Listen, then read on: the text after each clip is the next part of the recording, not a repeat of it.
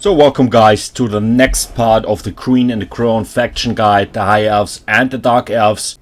So we already saw the High Elves in part 1 and now let's take a look on the Dark Elves. And also here we are going to start with the strengths and the weaknesses, and directly after that with the complete army roster from the lords to the artillery monsters, all that stuff. And after that I'm going to show you also over here 2 or 3 different competitive build examples, you can say, for your own gameplay. So I hope you enjoy this faction guide of the Dark Elves, and yeah, let me know what you think in the comments. If you like what you see, give me a thumb up, and yeah, thank you as always for tuning in. And let's start with the strengths and the weaknesses of the Dark Elves.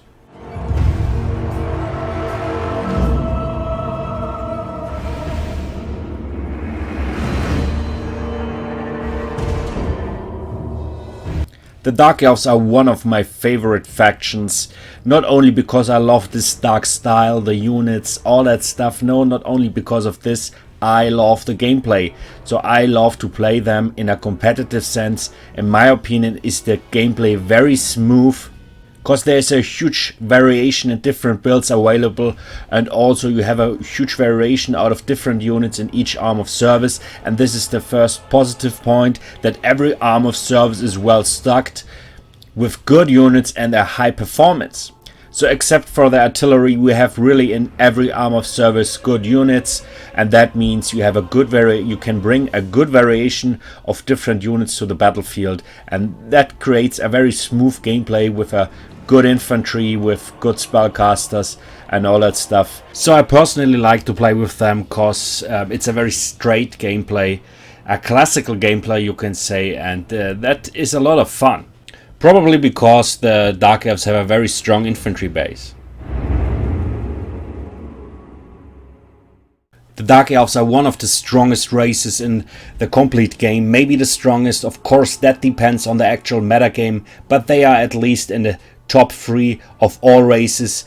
And I already said that since the second game appeared, that I'm pretty sure that the Dark Elves are one of the strongest, or maybe the strongest race of the complete game, because they have so many tools to compete against their enemies and to react to their opponents in the best way possible.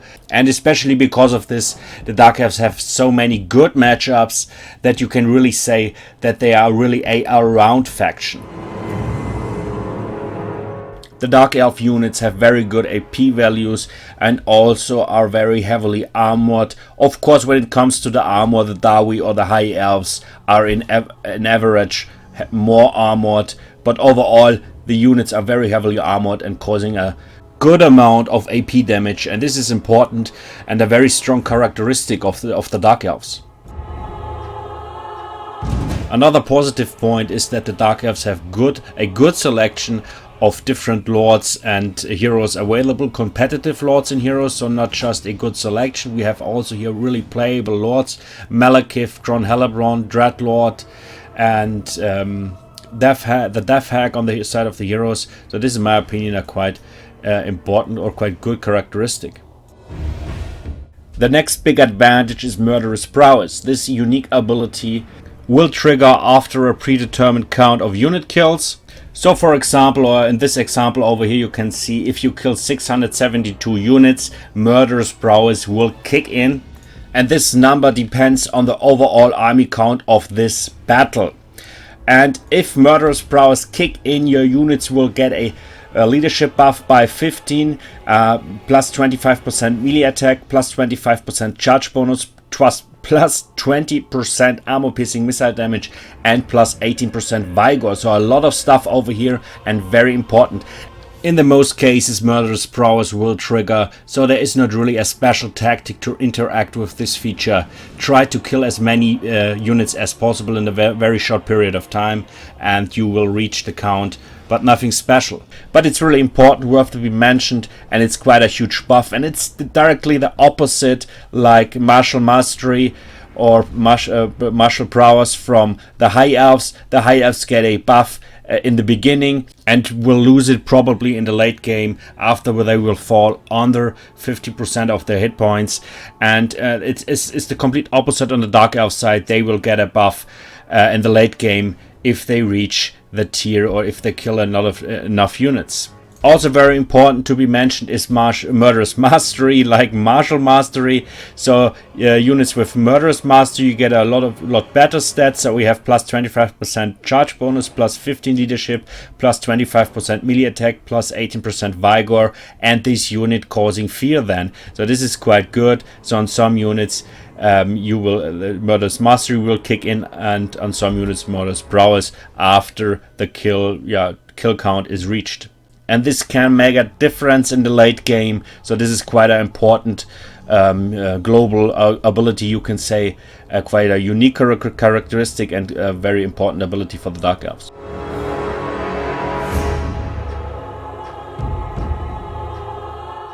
But where is light, there is shadow, or should I say where is shadow, there is light. So let's talk about the cons over here. So I really thought about a lot of stuff over here, but I didn't find really any big disadvantages or really significant disadvantages, except for one. The artillery is also here not the best. Same like on the high elf roster, we have not really a good selection of artillery units. There's just one available, and this Reaper Bolt Thrower is also far from perfect. But I found nothing else. So overall, I think the Dark Elves are a quite perfect faction. So we have, as I said, in every arm of service, very good units. Also the selection of spells is really good. We have access to the Law of Shadow, the Law of Beast, the Law of Death, the Law of Fire, the Law of Dark, and especially the Law of Dark is also very good lore, magical lore. So as I said, I didn't find really any disadvantages overall, except for this one point. So let's continue with the Lords and the complete army roster.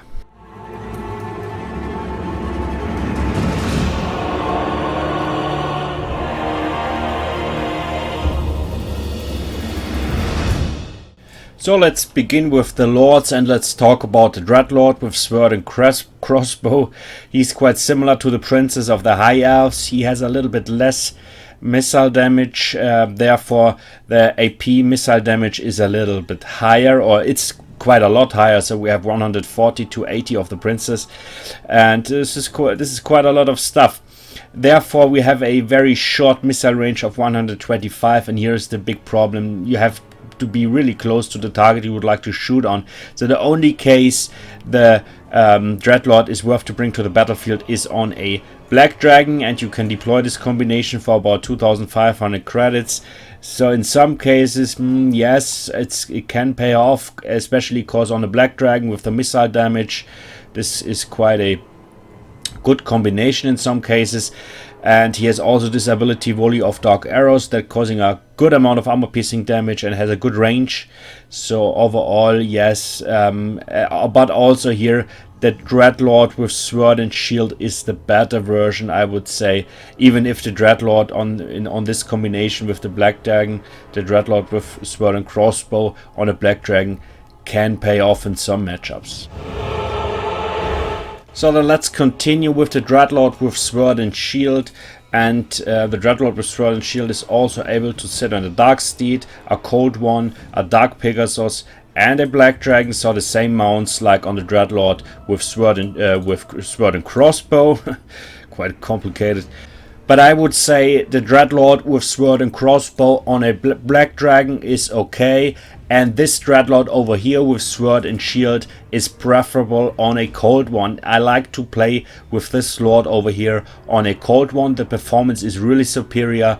It really pay off in a lot of matches, and it's a really cheap combination, so you can deploy this combination for about 1,250 credits if you disable all abilities, and this is very good and very strong combination. Of course, the Dreadlord is not the strongest Lord, but he's very cheap, and as I said, the performance on the Cold One is quite good. It's a very cost efficient version, and is in my opinion preferable to the Dreadlord with Sword and Crossbow on a Black Dragon. The Dreadlord with Sword and Shield has quite common abilities. We have one Strength through Spite that gives your nearby allies plus 5 melee attack, what is quite good constantly. And we have an ability called Shield of Grond that reduces the weapon damage by 12% around the Dreadlord and affects enemies in range. So this is also quite okay. So if you want to save money, I can recommend to bring the Dreadlord with Sword and Shield on a cold one. So let's talk about the mother of all evil. Yeah, let's take a closer look on Moratti over here. And Moratti is, in my opinion, a quite weak lord, or not a competitive pick, let me say it like this, because she's quite squishy. On paper, she is not that bad, so she has actually quite good melee stats. She has actually a bonus versus large of 15, quite interesting fact. Also, the amount of armor piercing damage is 240, what is quite good. But she has nearly no armor. You can already see that she's naked, and this is a problem. She gets killed really fast, so forget her in melee combat. As a spellcaster, she is using the Law of Death, a mix between the Law of Death, Law of Shadows, and the Law of Dark, so that is quite good. I think this is new since the latest patch, that she is also able to cast Pit of Shades and Markov Mystifying Miasma and stuff like that. So I would still not say she's worth to bring to the battlefield, because I think Malekith is not so far away when it comes to the price, and for this reason he's always preferable, because he's also a quite good melee expert. And also we have now the new Crone Helebron, and for that purpose I'm not sure. I would say she's not a competitive pick, also not since the last patch. So let's come to the new spellcaster ladies over here. We have 5 different spellcaster with the Law of Shadow, with the Law of Beast, the Law of Death, the Law of Fire, and the Law of Dark. I'm not really sure why CA implemented these ladies, because we already had several heroes with the same spellbook, so I'm not sure. I think the most competitive combination is, for example, the Law of Supreme Sorcerer with Sorceress, sorry, with the Law of Dark on a Manticore. Because also here the problem is the Black Dragon. These ladies on a Black Dragon, you have to pay for the Black Dragon 2000 credits extra charge, and this is a lot of stuff. For example, this is nearly this is 650 credits more than the extra charge for the of the Black Dragon on the Dreadlord with Sword and Crossbow. So this is a lot of stuff. I'm not sure why this is so expensive. So if you take a Supreme Sorcerer with the Law of Dark, or no matter what, Law of Death, Law of Fire, I think the Manticore is the best pick overall. But you can overall say they are quite cheap, so if you enable all spells, or just enable a few spells, and with this Manticore the price is about 1500 credits, so this is quite decent, maybe for this reason. But I would prefer Crone Helebron or Malekith or the Dreadlord, so I'm not sure if I would take these Supreme Sorcerers. But as I said, on a Manticore this can pay off.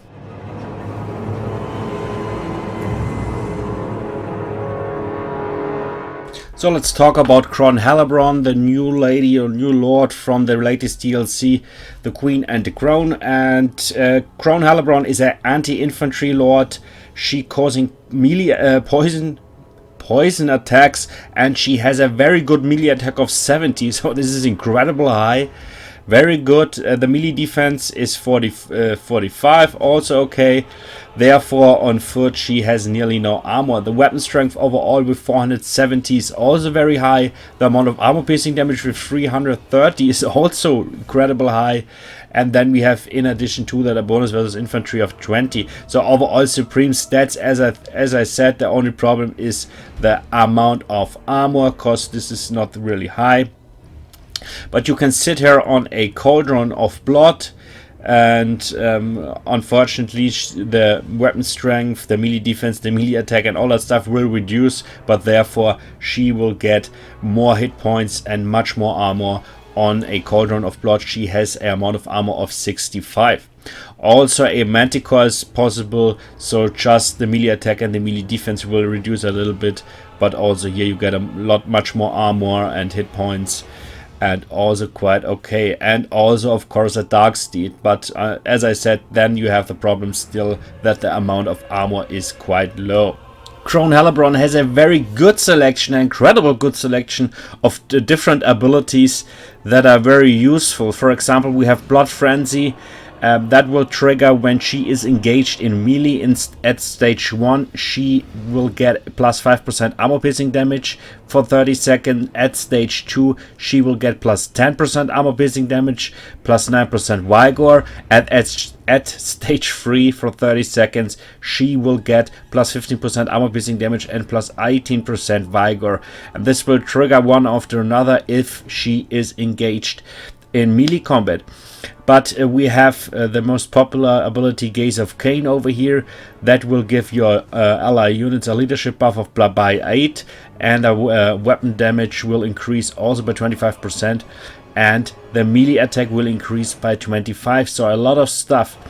And unfortunately, all units are on rampage then, but it doesn't matter because all units are engaged in a fight then and fight each other within the circle, and this is what you want, and so this is not really a disadvantage, I would say. We also have abilities like Witch Brew that gives a plus 26 melee attack, plus 50% weapon damage, also rampage over here. Then we have the Cursed Blade that causes damage to combatants constantly.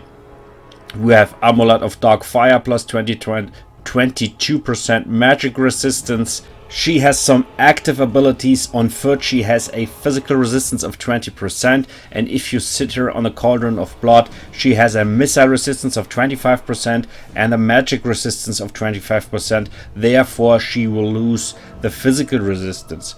But on this chariot, she causing fear and terror. So overall, a massive performance, a huge damage output. This is incredible good. Also with this all these abilities, very good over here. So Kron Helbron is actually, in my opinion, the strongest lord on a complete roster. I still think that Malekith on a Black Dragon is also directly behind that, but with the actual stats, Kron Helbron is incredibly strong. I'm pretty sure that Kron Helbron will get a nerf with the next patch, with the upcoming patch, because she's a little bit too strong in my opinion. These are incredible high stats. You can deploy her on Cauldron of Blood with all abilities enabled for 3000 credits. If you disable some abilities or stuff like that, you can deploy her for about 2300 credits, and this price is of course quite cost efficient for that performance output. So actually, as I said, incredible strong performance.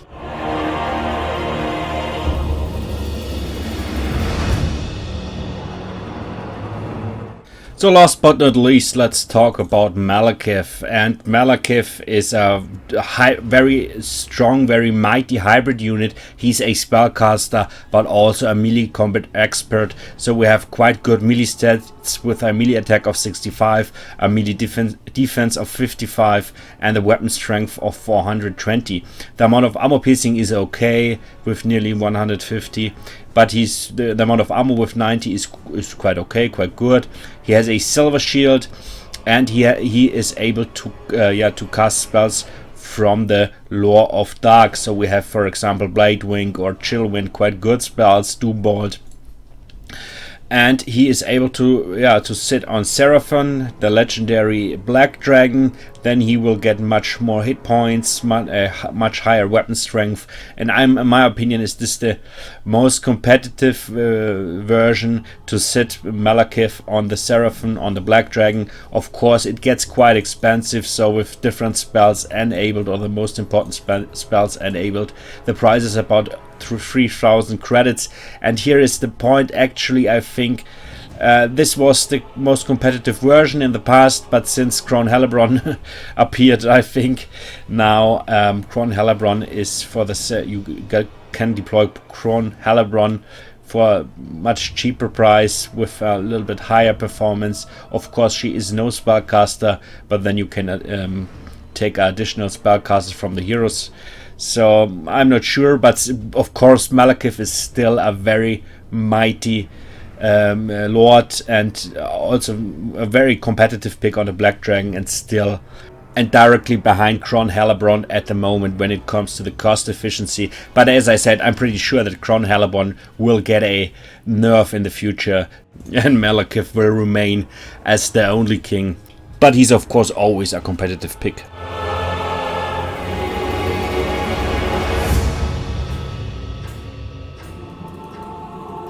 So let's start with the heroes, and let's begin with the Canid Assassin. And I like the Canid Assassin. I think he's a quite good duelist or ambusher or whatever you would like to call it, because he has a good missile damage of 800. This is incredible high, and the amount of armor piercing missile damage is therefore quite low, so this is not really much with 40.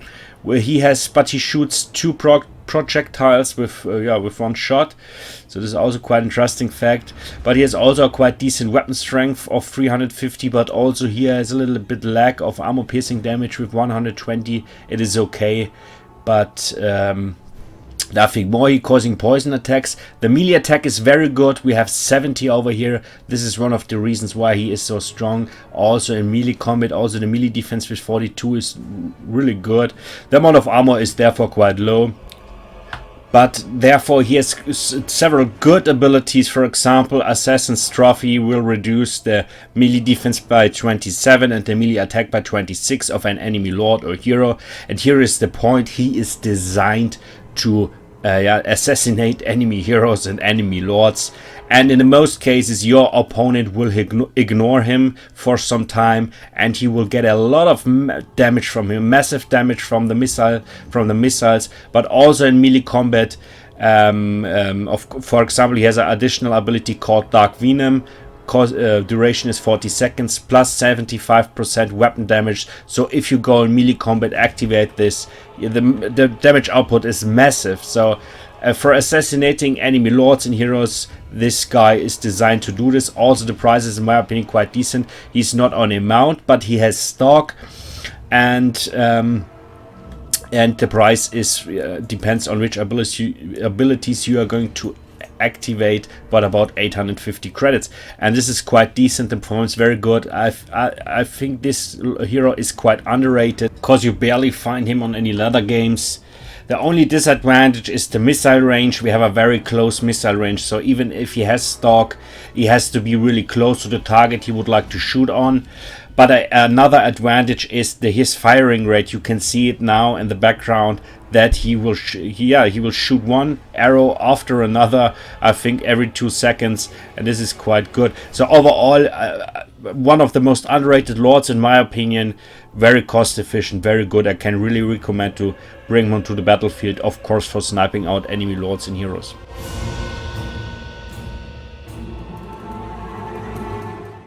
So let's talk about the death hack, and of course you will always bring the death hack on a Cauldron of Blood. Then she get a lot of hit points and also a good amount of armor, 80 overall, and she is a incredibly good anti-infantry unit, especially on the Cauldron of Blood, of course. So we have a very good weapon strength of 260, but more important is the bonus versus infantry of 20. The amount of armor piercing is not the highest with 80, but it is okay. It is not that bad. And she causing poison attacks. Melee attack and melee defense are not quite low, I would say, but overall the performance against infantry units is superior. Also in the most cases against armored infantry units the performance is also okay. The abilities are overall nothing special over here. Just one ability is in my opinion a little bit important. Chillblade is constantly will reduce the melee attack by 5 and the speed by minus 12%, but it's not so much. So in most cases I would leave out all abilities, just sit the death hack on a Cauldron of Blood, and yeah, nothing more to say about this. She causing poison and terror and is a horrific enemy in the enemy front line, because with terror and fear she can break up spots over there. And for 1400 credits on the Cauldron of Blood without abilities, is that also a quite decent price, so quite cost efficient. So against heavy infantry builds, a death hack is always quite good. So just for reference, here again the sorceress, and there are 5 different sorcerers available. With a lot of shadow, beasts, death, fire, and dark. So the same like on the lord, from the lords, the supreme sorceress. So if you take a lord without any, not a spellcaster lord, here you are able to pick an additional spellcaster hero, and you can sit these ladies on a dark steed, on a Cauldron, or on a Dark Pegasus. So the access to magic is, as I already mentioned, quite good for the Dark Elves.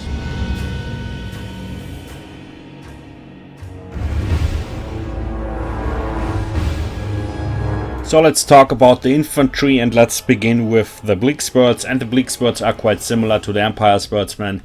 The Empire Spurtsmen have a little bit more hit points, but overall the stats are quite similar. And the performance is also on the same low level. So I'm not a fan of Bleak Spurts or Spurtsmen in general. Bleak Spurts in some cases maybe against low tier factions like Greenskin and Skaven. Against a lot of low tier units they can pay off because they have a silver shield and they are good as a frontline unit. But overall I prefer to bring Dread Spears to the battlefield even against infantry builds because they're able to hold the line, and I'm not a big fan of Bleak Spurts. So let's come to the Dread Spears, and as I already mentioned, the Dread Spears are in my opinion the better choice for your front line even against infantry units. They are anti-large and they have a charge defense against large foes, but even though they perform also against low tier or mid-range infantry quite decent, are able at least to hold the front line for some time. So I prefer to bring Dread Spears in my front line. Nothing more to say about that. The amount of ammo is quite low, but they have a silver shield. And as I already mentioned, a bonus versus large of 14, and this is quite a lot. So this is my standard unit in my front line, and also to protect my flanks, because these guys are quite cheap, and you can increase the amount of units in your army. So there's also a Regiment of Renown available of the Dread Spears, the Hellenbronnai. I hope I pronounced this in the correct way. And the Hellenbronnai have a better melee defense of plus 13, what is quite a lot. A little bit better melee attack and better leadership. They're causing poison attacks, what is quite interesting, and they have a charge defense against all. But just for that, the extra charge is 250 credits, and I wouldn't say that it's worth to bring them. There's no other special ability over here, no bonus or damage resistance whatsoever, just this charge defense against all. And as I said, just for that I would leave these guys out. I wouldn't say it's worth to bring them for the extra charge. So let's talk about the Black Orc Corsairs, and these guys are a quite cheap damage dealer unit for 650 credits, and also cost efficient because their performance overall is very good. We have a melee attack of 36, amount of armor of 80, so they're quite heavily armored for that price. And we have a weapon strength of 28, what is not the highest, but we have at least a bonus versus infantry of 7, what is quite good. So this is I love these Black Orc Corsairs, a very good performance. Of course, they are not the best damage dealer unit in the game, but when it comes to cost efficiency, this is very good. As I said, a small bonus versus infantry, good melee attack, very good amount of armor. So this is a very good low tier damage dealer unit. So I love these guys, and yeah, nothing more to say about that. So let's talk about the Witch Elves, and these ladies are also damage dealers, and the Witch Elves have this ability called Madness of Cain that will reduce the melee defense of your opponent by minus 10% and the speed by minus 20%, and they will force your opponent's units into madness if the Witch Elves damage them. The weapon strength is 32, what is okay. We have a bonus versus infantry of 8, very good. And the melee attack is 38, so a lot of stuff over here. Therefore, of course, typically a very low melee defense and a very low amount of armor, nearly no armor. So these ladies are also naked over here, just an amount of 5, but typically for a damage dealer unit. But therefore, they have a physical resistance of 20%. This is also quite an interesting fact. So for 800 credits, this is a very cost-efficient damage dealer unit, and these ladies slice and dice all low-tier infantry units, but even against light armored or also against heavily armored units, the performance is not bad, even if they have nearly no armor piercing damage, so the amount is 9. I'm not sure why they perform so good also against armored units, probably because of the bonus versus infantry. So the performance is overall superior, and especially also for flankings on the right and the left flank, and nothing more to say about that. So there's also a Regiment of Renown available, the Sisters of the Singing Doom, and these ladies have a better melee defense, melee attack, and better leadership. And yeah, the most important thing over here is that they're Sisters of the Singing Doom, causing fear and terror, and this is the most important point. The rest is the same: Murderous Mastery, Madness of Cain ability, all the same, but these ladies causing fear and terror, and this can break up spots in the front line. So in some cases maybe it can pay off against, especially against low tier factions. But that depends very strong on the matchup.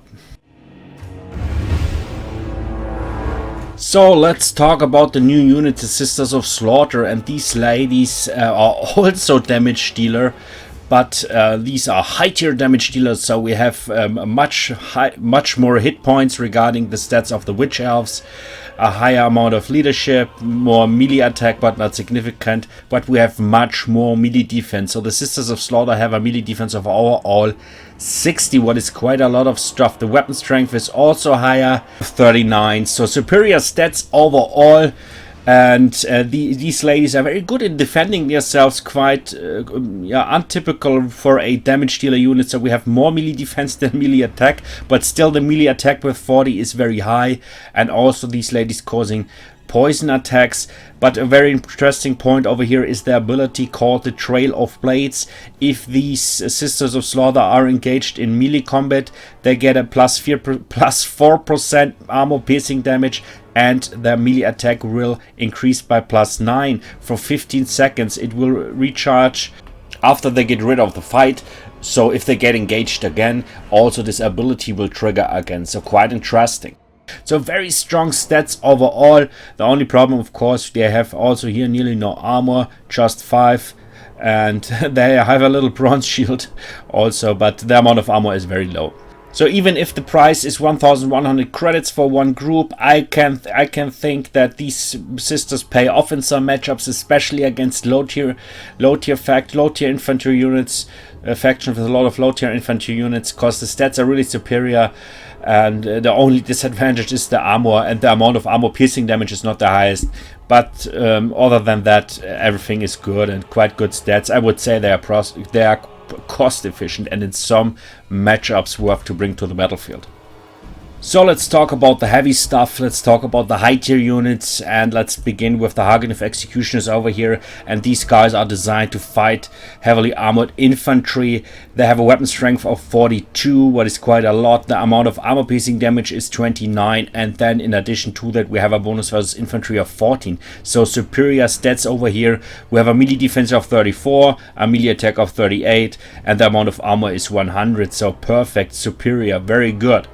The price is 1,200 credits for one group, and they have Murderous Mastery, and they are very cost efficient. As I said, a high performance for 1,200 credits, very good stats, and if you need a lot of AP damage, these guys are the best pick on the roster for that, especially when it comes to fight against armored infantry, of course.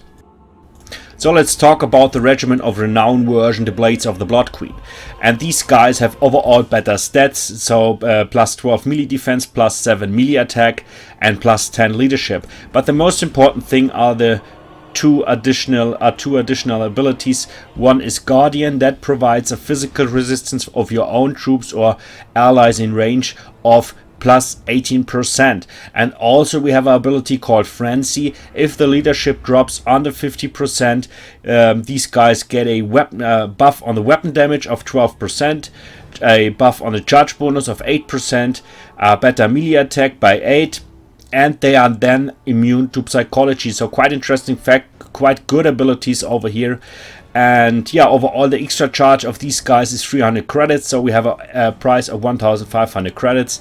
So overall we get a lot of stuff for the 1,500 credits, so I would say these guys are cost efficient. But even though, as I always say, it's very dangerous to bring such a very cost intense infantry unit to the battlefield, because spells like Fate of Pune are melting away these guys. So in the most cases, it is, in my opinion, preferable to bring the Hagenev Executioners, because you get nearly the same performance when it comes to melee combat for a lower price. And yeah, really important is that these guys are used on the right and the correct position on the battlefield, that this Guardian ability provides the optimal support for your own troops. And this is not so easy. So as I said, you get a lot of stuff for your money, but the normal Hagenev Executioners are preferable, because they are already strong enough to compete, for example, against Swordsmasters of Horde and stuff like that.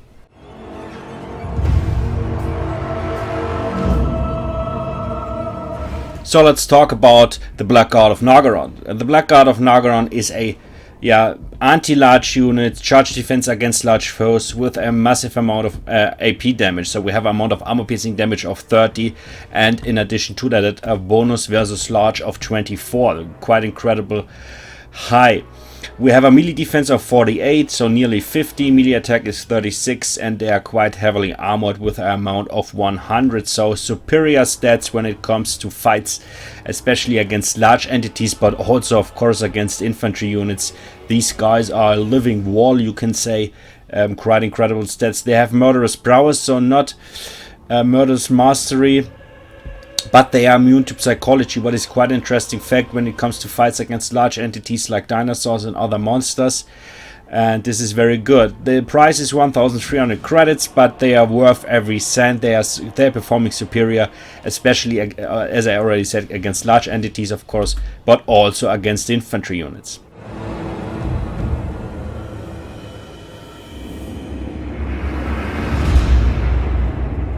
So let's talk about the missile infantry, and let's begin with the Dark Shards. And I'm a big fan of the Dark Shards. In my opinion, they are one of the most cost-efficient missile infantry units of the complete game. Of course, they are quite cheap with 600 credits, and they're causing armor-piercing missile damage. The amount is 11, what is very good. The only problem over here is the small range, so we have a range of 125, so they get outranged from other missile infantry units like normal archers, but also from glade guards and stuff like that. So this is the only disadvantage, but overall they are worth the pick and nearly in every of my builds. So this is a very strong unit over here. Nothing more to say about this. Still worth to be mentioned is that they are shooting 2 projectiles with 1 volley, so 1 or 2 groups of Dark Shards are really able to cause a lot of damage with their missiles. So yeah. So there's also a shielded version available, but nothing special. The melee attack will reduce by -2 and the melee defense will increase by +6 for 75 extra charge. In my opinion, I would leave this out. In some cases, maybe if you expect a lot of warhounds and harass units like light cavalry or stuff like that, this can pay off. It depends. Cost the extra charge is quite cheap, so in some cases it's maybe worth to bring them to the battlefield. There's also a Regiment of Renown version available, the Bolt Fiends, and these guys have a higher range of 145, what is quite interesting, and the missile damage is also higher, +6, and they have this ability called Shield Breaker that reduces the missile parry by 24, what is also very interesting over here. The other stats are also better. We have a better melee defense, better melee attack, and more leadership. So the extra charges, but the extra charge is quite high. We have +300 credits regarding the normal Dark Shards with shield, and overall is the price then 975 credits, and this is a lot of stuff. I would say that 2 groups of normal Dark Shards are preferable to 1 group of the Bolt Fiends, even if the cost efficiency is there, because we get a lot of stuff for that money. So let's come to the Black Ark Coursers with handbow, and these guys are just a normal group of Black Ark Coursers. The only difference is a little, the melee attack, the melee defense, and the charge bonus is a little bit reduced, but therefore the most important ability over here is that they are able to fire whilst moving, but the firing range is 70, so incredibly low. So overall, I'm not a fan of these Black Ark Coursers with handbow. If I want Black Ark Coursers, if I want a damage dealer unit, I want these guys in melee combat, to fight in melee combat. I don't see any advantage to have a damage dealer unit with as a missile infantry, so I would leave these guys out for 700 credits. Okay, as I said, their only advantage is fire whilst moving, but I would prefer always Dark Shards. These guys causing armor piercing missile damage, and this is much more important. Also, the firing range is higher.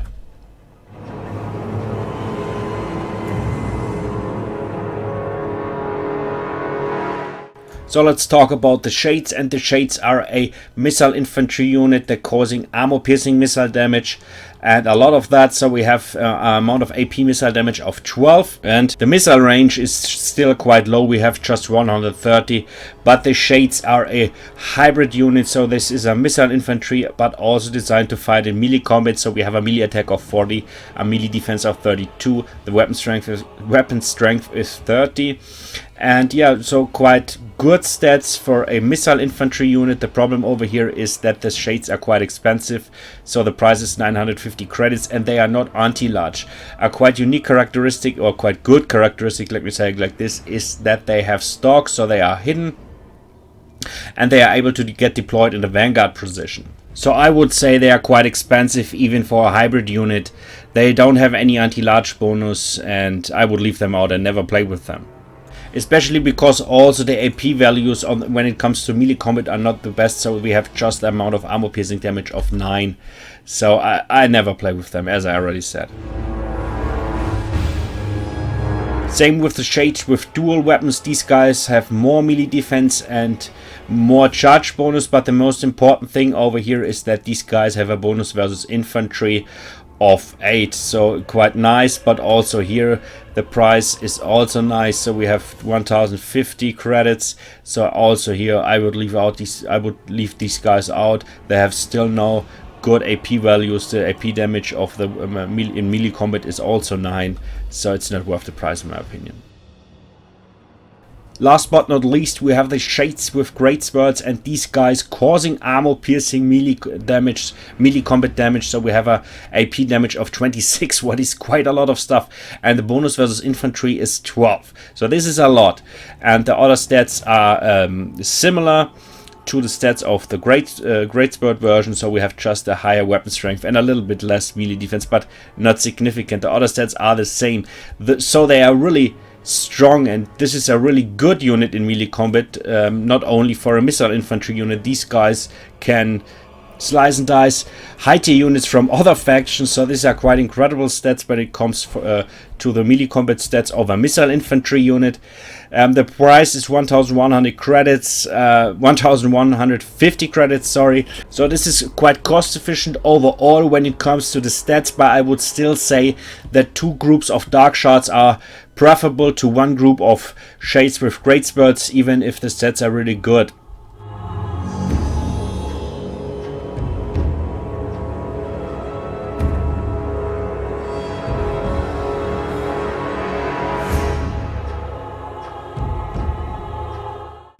So let's talk about the cavalry and the chariots, and let's begin with the Dark Riders over here. And I'm personally a big fan of the Dark Riders. I'm a personally big fan overall of low tier cavalry, because you spend a little bit money on a unit that has a lot of mobility, even if the melee stats are not so high. So for example, over here we have a very low melee attack, of course, very low melee defense. The charge bonus is at least 40, what is okay for a unit with that price. A little weapon strength, everything quite low, so nothing more to say about this, but they are able to get deployed in the vanguard position, and as I already said, the price is very low, so we have 450 credits, and still you have a unit with a lot of mobility. You can snap out low tier missile infantry and do some rear charges in enemy low tier infantry, chasing out routing units and all that stuff. On that purpose, these guys are really perfect. So there's also a shielded version available. Then you will get a better melee defense of +6 for 50 credits extra charge, but the other stats remain the same. So I would leave out these guys completely, because as I said, the other stats remain the same and are still low, and it should not make any difference over here. And even the melee defense buff is not really high. So let's talk about the Cold War Knights, and these guys are a anti-large cavalry unit. We have a weapon strength of 42, the amount of AP damage is 30, so these guys causing a lot of AP damage, and in addition to that we have a bonus versus large of 14. They are shielded, and the charge bonus is 56, what is okay. So overall really good stats for that price. So for a mid-range cavalry unit, these guys are really have a really good performance, so they are really cost efficient. And the only problem is the melee attack and the melee defenses is very low, and the ability Primal Instinct, so these guys go on rampage if the hit points drop under 50%. But they're causing fear, and they are overall really cost efficient and really worth to bring to the battlefield in many matchups. These guys are, in my opinion, quite underrated. So let's talk about the Cold Run Dread Knights, and these guys are also armored and shielded. The amount of armor is much higher, so we have 120, so they are very heavily armored. We have a much higher melee attack, much higher melee defense, so these guys you can say are melee experts. We have a 38 amount of 38 on the melee attack and the amount of 42 on the melee defense. Also the weapon strength is higher with 48, and the amount of AP damage with 34 is also higher regarding the stats of the Cold War Knights. The disadvantage over here is that we don't have any anti-large bonus, so these guys are designed to fight armored infantry, and cause the charge bonus is also lower than the charge bonus of the Cold War Knights. They also have primal instinct, so they rampage after they drop under 50% of the hit points, causing also fear. So as I said, they are designed to fight armored infantry or also armored cavalry, but they are not really designed for rear charges and stuff like that. They have better melee stats. We have a higher price of 1,250 credits, so overall I would still not say this is very expensive. They are really still cost efficient, but in my opinion are the Cold War Knights preferable because they are anti-large, and this is in the most cases more important. So there's also a regiment of renown available, the Knights of the Ebon-Claw, and these guys have better melee stats regarding the stats of the Cold War Dread Knights. I would say much better melee stats. So for example, a melee defense of plus 14, what is very good. But the most important point is that these guys don't have primal instincts, so they don't go on rampage. Really interesting, really good. So you get something for your money, but still for a unit with a price of 1,550 credits is a little bit a problem in my opinion, that these guys causing no anti-large bonus. Of course they are melee experts and designed to fight in melee combat, but still I would say it's preferable, for example, to take 2 groups of Cold War Knights instead of these Knights of the Ebon-Claw. You get for 450 extra charge 2 groups of Cold War Knights, and this is in my opinion preferable because these guys are anti-large. I'm pretty sure that these guys perform superior against armored infantry, but as I already said, the Cold War Knights are preferable, so it's in my opinion not worth to bring them. So let's talk about the Doomfire Warlocks, the new unit from the Queen and the Crown DLC.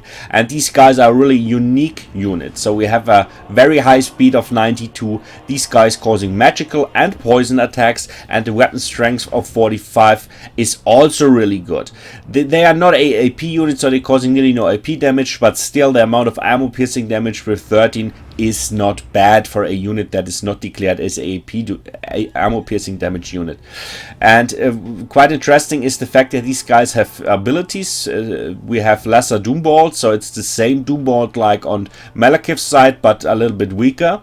And we have an ability called Soulblight, what will reduce the armor by minus 30 and the weapon damage by minus 25% of your enemies. So both are activated abilities and they are for free, so they are abilities, so you don't need any winds of magic for that. So quite interesting. These guys have Murderous Prowess, but much more interesting, they have a physical resistance of 40%. 40%. This is a lot of stuff over here, and they are able to get deployed in the vanguard position. So of course the melee stats, melee attack and the melee defense are not the best, so these guys are not designed to fight for a long time in melee combat, but they are designed for some guerrilla tactics, ambushes and stuff like that, to kill enemy archers, low tier infantry and also low tier cavalry and all that stuff. For that purpose these guys are really good because the damage output is quite good and they have good abilities. They have a physical resistance, they are very fast for chasing enemy cavalry and all that stuff. So I like this unit. The price is is okay. We have 1,050 credits, but for that performance I would really say these guys are cost efficient, but they need some micromanagement. This is a tactical unit, so as I said, for the right tactic or for the right build, these guys are really worth the price and cost efficient. I'm personally a big fan of this new unit and very well done CA. This is great over here. So there's also a regiment of renown available, the Slaanesh Harvesters, and these guys have better melee stats, plus 6 melee attack and plus 9 melee defense, so they are able to stay a little bit longer in melee combat, or they are doing at least a little bit better in melee combat, but not much. The leadership is also a little bit higher, but the most important point is here that they have different abilities. Instead of Soulblight and Lesser Doombolt, they have Word of Pain, what will reduce the melee attack by -44 and the accuracy by -60% of your enemies for 40 seconds. And we have Soul Stealer, the same spell like from the lore of the Dark Spell book, causing damage to combatants. So if you like these two abilities more than the abilities on the normal Doomfire Warlocks, you can pick the Slaanesh Harvesters for 200 credits extra charge. But I would prefer the normal Doomfire Warlocks because I like the Lesser Doombolt ability, and also Soul Blight, what will reduce the armor and the -25% weapon damage is also quite good. And also the improvements on the melee stats of the Slaanesh Harvesters are not that important. So I would prefer the normal Doomfire Warlocks, even if the extra charge for the Slaanesh Harvesters is not really much.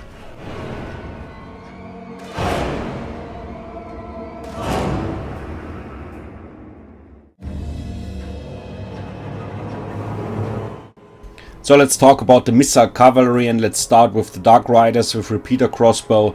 And the price overall is quite decent, quite okay. I would say they are cheap, but still I would say they are not worth to bring to the battlefield because the missile range is really low. We have just 115, so you have to be really close to the target you would like to shoot on. The missile range over here is very bad. The advantage is of course that these guys causing armor piercing missile damage. The amount is 11, but overall, as I said, if you compare these Dark Riders, for example, to the Illyrian Weaver Archers of the High Elves, these guys are a much better harass unit. We have a higher range, we have nearly on every point better stats. Of course, these guys are more expensive with a price of 750 credits and causing no armor piercing missile damage, but even though this is the better harass unit, and as I said, I would leave out the Dark Riders completely because of the missile range. This is very bad over here. You can simply say that these guys are not one of the best harass units. So let's talk about the Code 1 Chariot, and this is a missile chariot, but you can use him also as a normal chariot for charge-ins in enemy ranks. So we have a weapon strength of 44, what is quite good, with an amount of armor piercing damage of 32, and the bonus versus infantry is 22. The charge bonus is 60, what is quite good. Of course, the melee stats are quite bad, melee attack, melee defense, typically for chariots. Therefore, we have a quite good amount of armor with 110. And when it comes to the missile damage, the amount of 110 is okay. We have an amount of armor piercing damage of 24 and a missile range of 125, what is quite bad. So overall, as I already mentioned in the High Elf faction guide, I'm not a fan of missile chariots, but you can use this chariot over here also as a normal chariot. But as I already said, even if the missile damage is okay, the damage output overall is not the best because we have just 3 models. Of course, these guys shoot with 2 projectiles with 1 volley. But overall, as I said, the damage output with the missile damage is very low. And just to deploy these guys for overrun enemy infantry ranks with the charge bonus is not worth to bring, especially because these guys have primal instincts, so they are on rampage if they drop under 50%. This is a very bad decision in my opinion from CA to do this primal instincts on the chariots. The price overall is decent in my opinion, okay, for 1000 credits, but even though, as I said, the performance is in my opinion quite bad or not good enough, especially because of primal instincts, and I would leave out this chariot completely. Even if these guys causing fear, it's not worth to bring them, leave them out. So let's talk about the next new unit over here, this Regiment of Renown of the Raven Heralds.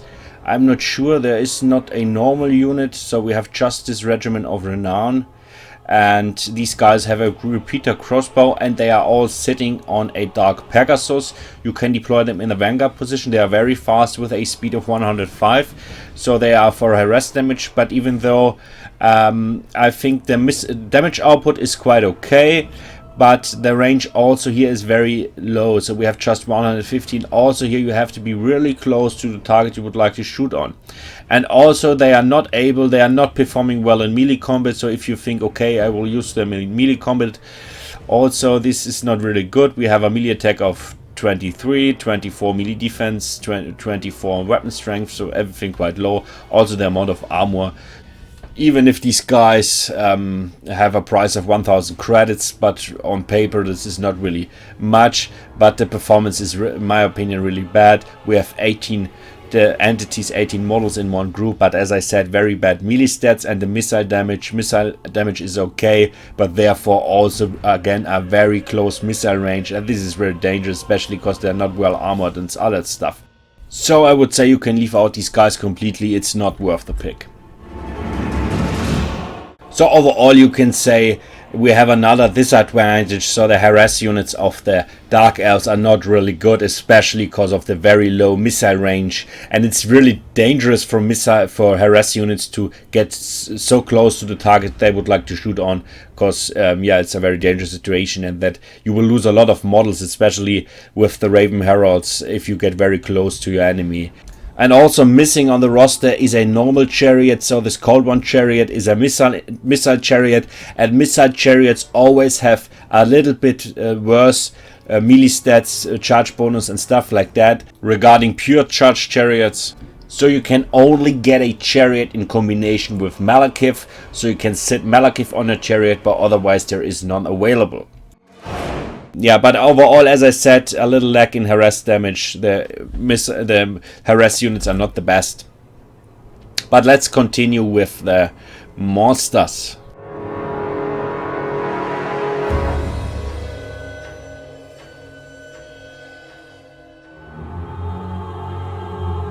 So you can count the Harpies also as a harass unit, of course. These ladies are able to get deployed in a vanguard position, and with a speed of 82 they are quite fast. The weapon strength of 44 is very good. The melee defense of 38 is really good, and they have of course nearly no armor piercing damage, but 12 is even not, it's not bad for such a unit, even if it is not high, of course. They have nearly no armor and no melee attack, but for that purpose, for 600 credits, they are quite cost efficient for chasing out enemy routing units, attacking already damaged infantry units, or attacking low tier cavalry units, or killing low tier missile infantry units, and all that stuff. For that purpose, these ladies are really good. Especially with their speed, they are able to chase all these ground units, but of course be aware, enemy flying units are really dangerous for these ladies. But even though, the Harpies are always a good pick if you need some harass damage. So let's talk about the Manticore for a second, and we have this new cool looking unit in combination with a Lord, but overall were the Manticores in the past always underrated in my opinion. Meanwhile it depends, cause they have now Rampage, and Rampage is really a disadvantage. But overall, I love to play with Manticores. I think they are quite strong. They're causing terror, have a very, very good weapon strength of 400, nearly 450. The amount of armor piercing damage is okay. The melee stats are good, with a melee attack of 40, melee defense okay, 35. They are not so heavily armored, but they are quite on a high speed, so they have a speed of 85. They're causing, as I said, fear and terror. And they have a missile resistance of 15%, so overall a quite decent unit for 900 credits. And as I already said in the past, they were quite underrated. I loved always to play with these guys. But meanwhile, as I said, Rampage is a little problem over here. But in combination with a Lord, you don't have this Rampage, so I would always pick the Manticore in combination with a Lord. You can set, for example, the Supreme Sorceress on a Manticore also for 900 credits, and then you don't have this Rampage. Yeah, nothing more to say about that. They're still quite cost efficient in my opinion, even if they are now on Rampage.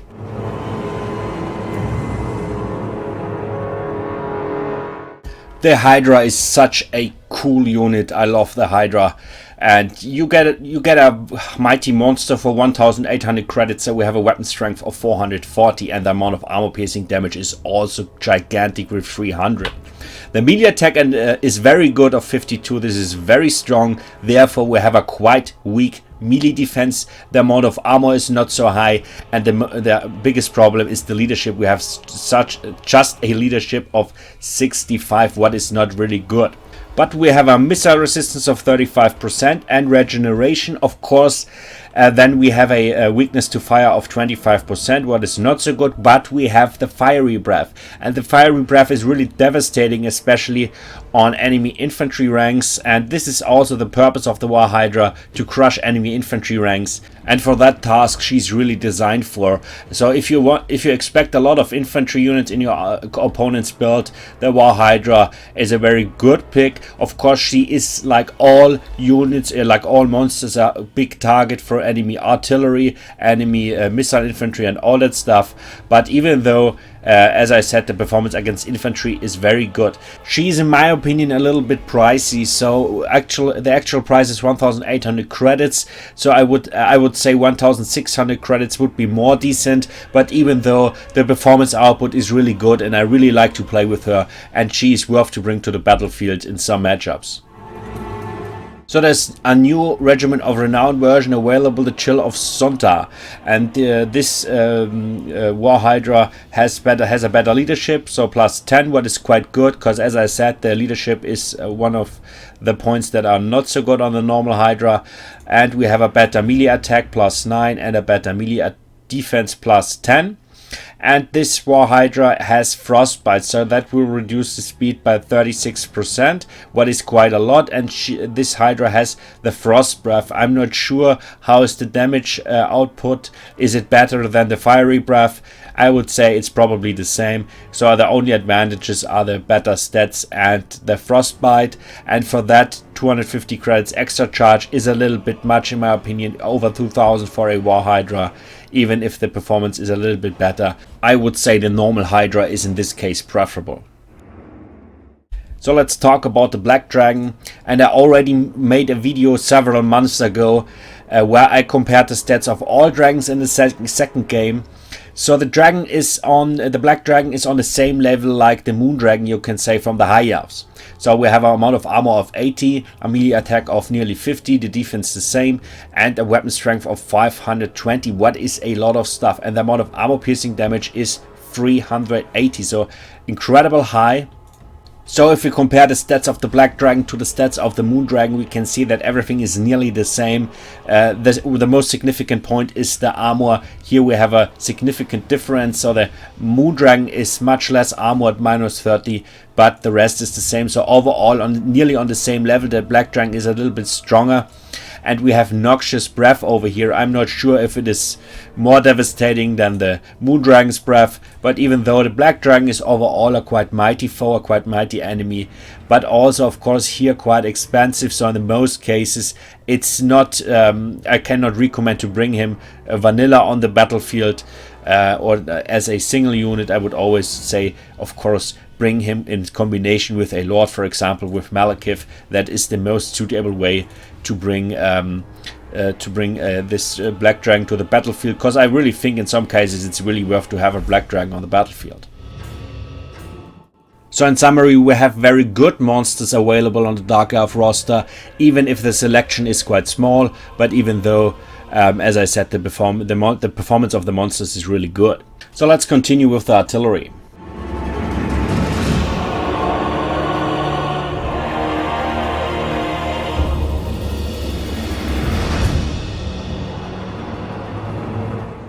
So let's talk about the Reaper Bolt Thrower, and I already mentioned in the beginning that I'm not a fan of it, even if I think the Reaper Bolt Thrower is the better piece of artillery regarding the Eagle Claw Bolt Thrower. So the same Bolt Thrower have the same price, but I think the Reaper Bolt Thrower is the better choice. It's also quite cheap with 700 credits, and we have a higher missile damage of 152, so overall a higher damage output. The bonus versus larger is also 50. And the armor piercing missile damage is 120, what is quite mighty. Overall, I think in some cases it's worth to bring the Reaper Bolt Thrower to the battlefield, because he's quite cheap and it's not so risky to spend 700 credits. So I mean, there are better artillery units available in the complete game, but the Reaper Bolt Thrower is not a bad piece of artillery. It's definitely the better artillery regarding the Eagle Claw Bolt Thrower, and overall cost efficient.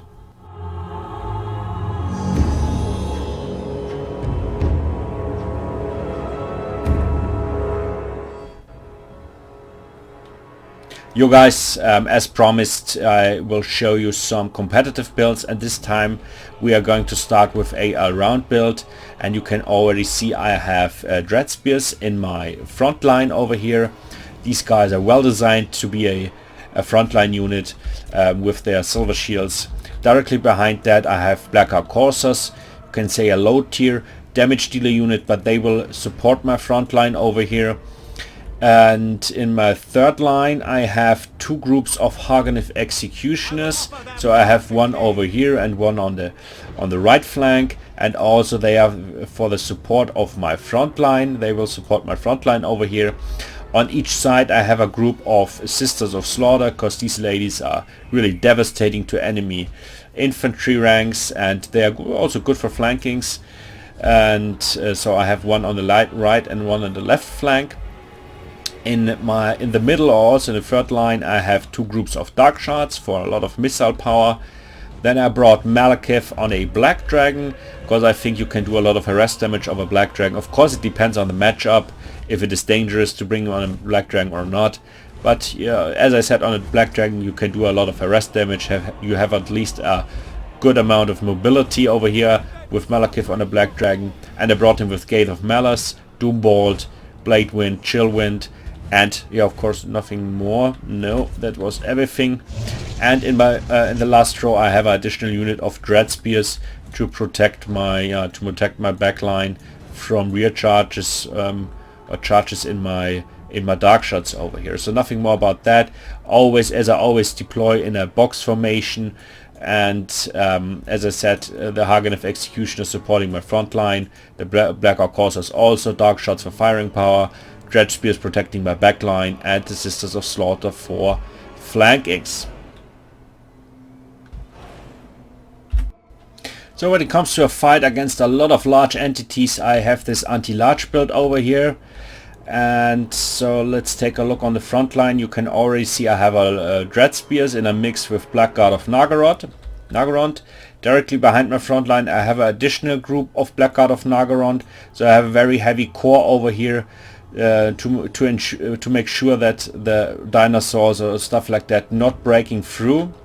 Then I have on each side a group of Witch Elves, so it's quite good, of course, for example against the Lizard Man, to send all these dinosaurs directly on rampage, or also against everything. So also against large entities these ladies perform good, especially because of this, that they are able to force enemy monsters to rampage. Then I have Dark Shards for a lot of firing power, very good for against monsters that are heavily armored. Then I brought a Dreadlord with Sword and Shield, a small target, but the performance output is really good, and she's quite cheap on the Dreadlord. As I already said in my faction guide, this is a very good combination. My backline is well protected from 3 additional groups of Dread Spears, but they are also of course for supporting the flanks or my front line.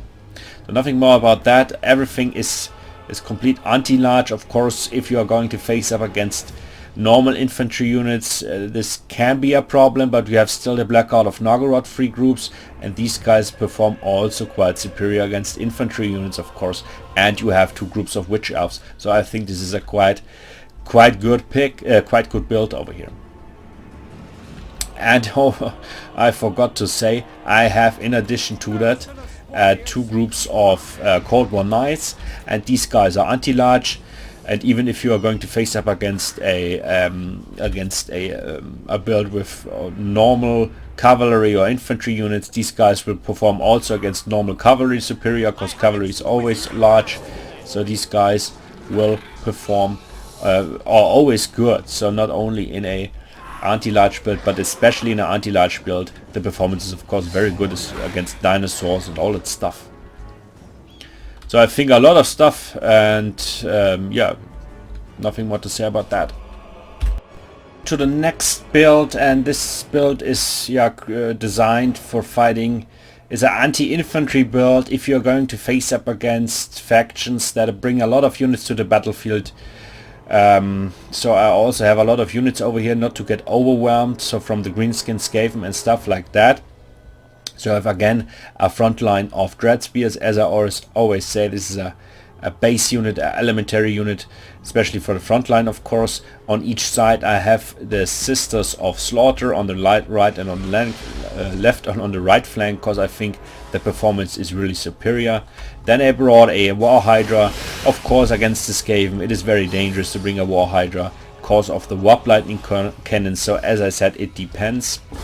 Then directly behind my front line I have 3 groups of Black Ark Corsairs, low tier damage dealer unit, good performance. And then I brought Crown Hellebrand, of course, of this Cauldron on Blood, performing superior against infantry units, especially against infantry, of course, but also against, we saw this in the latest battle cards, for example from Turin and stuff like that. Crown Hellebrand performing also very good, as of course against other lords and monsters, against everything. I just brought her with Gaze of Cain and Fury of Cain, so these 2 abilities, nothing more. And we have on the right flank additional unit of Dread Spears, protecting my my backline also to join the frontline fight. And then I brought 3 groups of Cav. We have 2 groups of Dark Riders, very cheap but very efficient when it comes to fights against low tier units. And I have 1 group of Doomfire Warlocks, because I think the performance is, especially against a lot of low tier or mid-range infantry units, are very good. So okay, nothing more to say about that. I hope you enjoyed this build over here, so let's do the next one. Okay, last but not least, a build if you are going to compete against more heavy stuff, heavily armored factions and all that stuff, Chaos for example. So we have a front line of a mix of Dread Spears and in the middle Blackguard of Naggaroth. So 2 groups of Blackguard of Naggaroth and 2 Dread Spears. Directly behind my front line I brought 3 groups of Haganeth Executioners. And in the third line I have my missile infantry. I have 2 groups of Dark Shards, and I brought 1 group of Shades with Great Swords, because these guys can support my front line over here also in melee combat if it is necessary. And my last line is well protected from 3 groups of Dread Spears. And then I brought a Supreme Sorcerer with Law of Death with 2 spells, Fate of Buna and Spirit Leech. So I think this is a quite competitive build when it comes to fights against factions that are very heavily armored. But anyway, let's continue with the summary.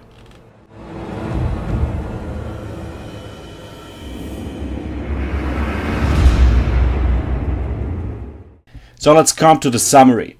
Overall are the Dark Elves one of the strongest factions of the complete game, maybe the strongest. Of course that depends on the actual metagame, but overall I would say they are at least in the top 3. And because they have so many tools in their army roster to compete against their enemies, they have a lot of AP damage, a lot of good monsters, very heavily armored units, very good competitive lords and all that stuff. So they have many tools to compete against their enemies in the best way possible. So many advantages and just a few disadvantages. Overall not really a significant disadvantage. So very good. The Dark Elves are also a very good faction, especially for beginners, because I think the gameplay is also, as I said in the beginning, very smooth. You don't need too much macro management and stuff like that. You have a very good overview over your army, and everything with a very straight gameplay. So I think especially for the beginners, the Dark Elves are a very good faction. So we are done with the Dark Elves and also with the High Elves. So a lot of stuff, I know, but I hope you enjoyed what you saw over here. And yeah, please let me know in the comments what you think about this, and if you have any questions, and if you would like to tell me something, write it down in the comments. And if you liked what you saw, give me a thumb up or subscribe to my channel. And yeah, nothing more to say about this. Thank you for tuning in as always, and see you on my next faction guides or on any other program on my channel. Thank you, and yeah, see you next time.